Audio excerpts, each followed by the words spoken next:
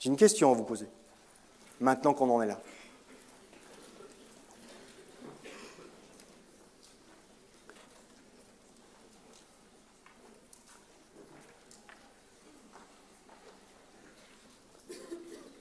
Alors, je vais vous mettre en entier.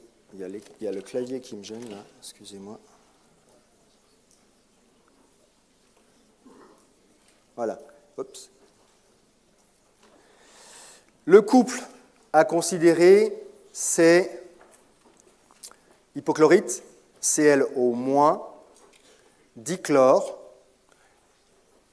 Tout le monde aura déjà compris que c'est dans le bon ordre. D'accord ? Et vous avez déjà normalement pratiquement déjà tous calculé le nombre d'oxydations du chlore dans les deux composés. Donc, ClO- d'un côté, dichlore de l'autre. On vous précise ici que le dichlore c'est un gaz, hein, on est d'accord? Mais ici, il est à prendre en solution. Il est donc dans la solution. Et effectivement, on l'a vu ensemble, les gaz peuvent être en solution dans les liquides. C'est la loi de Raoult hein, et consorts. Donc, pas de problème, on a du dichlore ici qui est considéré comme étant en solution. C'est celui que vous sentez quand vous êtes à la piscine. Voilà. Et la question maintenant, donc vous l'avez, en vous connectant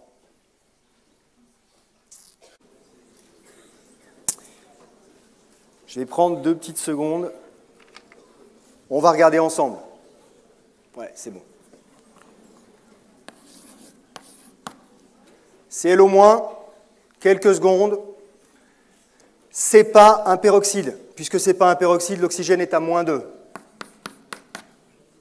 Ça veut donc dire que nécessairement, mon chlore est à +1. +1, c'est bien une forme oxydée. D'accord ? De l'autre côté, j'avais du dichlore. Dichlore, c'est une molécule homoatomique du chlore, donc nécessairement, le nombre d'oxydation du chlore, c'est 0. Voilà.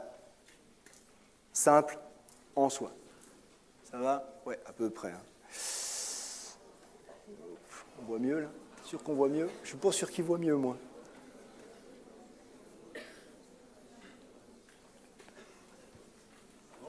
Ouais, ça va à peu près. Ça va, à peu près. Hein. On a donc ici, manifestement, puisqu'on part d'une forme oxydée, on va vers une forme réduite. On a bien la forme oxydée vers la forme réduite, donc on a une réduction. La forme oxydée plus des électrons qui va donner la forme réduite. Voilà ce qu'on a. La première chose que l'on doit équilibrer, c'était ce qui était dans mon vade-mecum d'équilibrage, c'est le nombre d'atomes de l'espèce qui change de niveau d'oxydation. L'espèce qui change de niveau d'oxydation ici, c'est le chlore. Il y en a 2 de ce côté-là, il m'en faut 2 ici. On va donc passer, j'espère que vous le voyez tous, de ici 2 fois +1, donc au total, à 2 fois 0. La différence, c'est 2. Voilà, 2. Hein. Ça va, c'est pas trop dur. Donc ça veut dire qu'on a besoin de 2 électrons.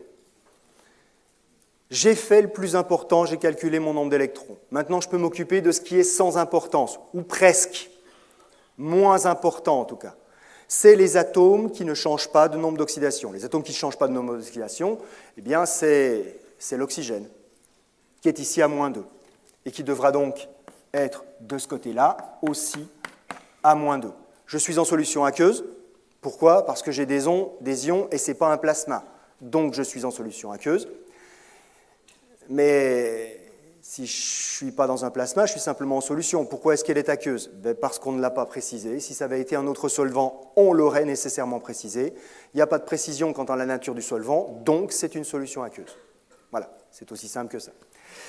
Ça veut donc dire que mon oxygène, au niveau d'oxydation -2, en solution aqueuse, c'est tout simplement de l'eau. Ça pourrait être OH-, ça pourrait être H3O+. J'ai aucune précision ici sur le pH de la solution, d'accord? Donc je prends le plus abondant au moment où j'en ai besoin, je mets de l'eau. Je pourrais le décaler, hein, mais ce n'est pas un problème. Je ne le fais pas ici. J'ai besoin clairement de 2 oxygènes, il m'en faudra 2. Le problème, c'est qu'en rajoutant mon oxygène, j'ai également rajouté de l'hydrogène. Et là, la bourde la plus classique, que plus d'un quart d'entre vous, même avec ce que je vais dire là, vont faire, c'est que comme il y a de l'hydrogène là-bas, on va y rajouter du H2. Voilà. Mais c'est absurde. L'espèce qui change de niveau d'oxydation, on l'a déjà trouvé, c'est le chlore. Donc l'hydrogène ne peut pas changer de niveau d'oxydation. Et ici, il est à plus 1. S'il est à plus 1 là-bas, l'hydrogène que je rajoute ici doit également être à plus 1, nécessairement à plus 1. En solution aqueuse, de l'hydrogène à plus 1, c'est tout simplement l'ion hydronium. Alors on peut l'écrire H+, tout simplement, ça suffit largement. On peut ici écrire H3 ou plus, ce n'est pas plus juste, ce n'est pas plus faux. Simplement, si au lieu de mettre H+, ici, vous mettez H3 ou plus, vous pensez à rajouter une molécule d'eau supplémentaire à chaque fois de l'autre côté, d'accord, qui sert juste de transporteur. Honnêtement, ce n'est pas utile, ça sert strictement à rien. On a besoin de l'hydrogène, on met simplement de l'hydrogène et ça suffira largement. J'en ai besoin de 4, je les ai, point, c'est réglé. Maintenant, c'est équilibré. Je vérifie. 4 plus, 4 moins, c'est donc neutre de ce côté-là, c'est neutre également de l'autre côté, c'est bon, je n'ai pas besoin de vérifier plus, a priori, je ne me suis pas trompé. Si ce n'était pas neutre, enfin si ce n'était pas chargé de la même manière de chaque côté, c'est que j'ai fait une bourde. Je tente de trouver la bourde. La bourde, elle peut être où? Un peu dans n'importe quelle étape précédente. Le calcul du nombre d'électrons, le calcul du nombre d'éléments que j'ai changé des côtés, ou tout simplement parce que, bêtement, j'ai changé le niveau d'oxydation d'un élément qui ne devait pas changer de niveau d'oxydation. C'est l'erreur la plus courante. D'accord?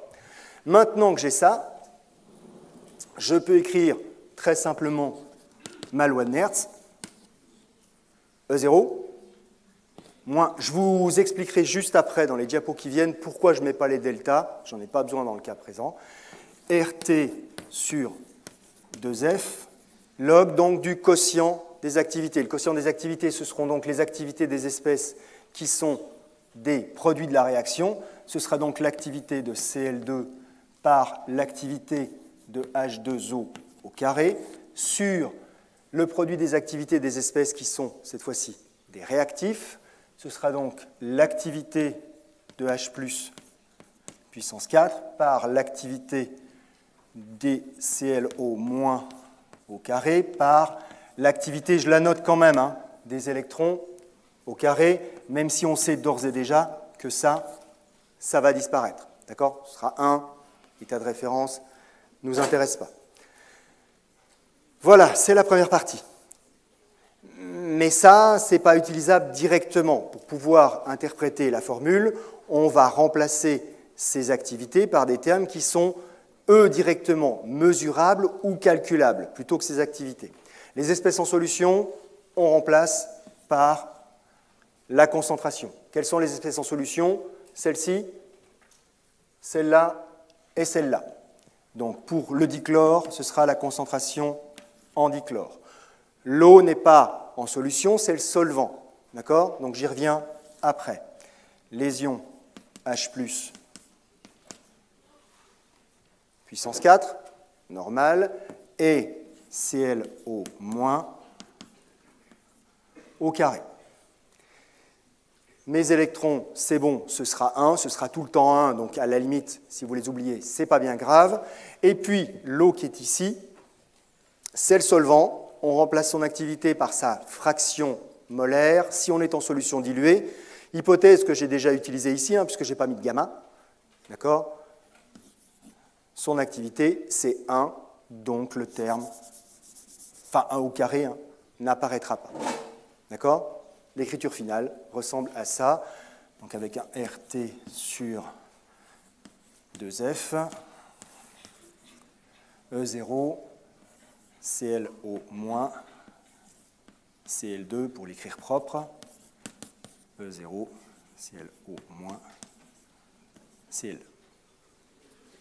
Vous avez donc ici l'écriture, la rédaction complète de la chose. Je me rappelle plus ce que j'avais mis dans les propositions, parce que je n'arrive pas à les avoir à l'écran, mais donc ça c'est bon, ça c'est bon. Si en plus la température est précisé comme étant à 25 degrés Celsius ou 298 Kelvin, ce terme-là peut très bien être remplacé par 0,06 sur 2 log décimal. D'accord? Donc on pourrait très bien avoir ça à la place. Si on est à 298, hein. Et seulement si on est à 298. Est-ce que c'est bon pour tout le monde? Ouais? Alors, je suis désolé que ça n'ait pas fonctionné. Je reviens sur l'affichage. Voilà.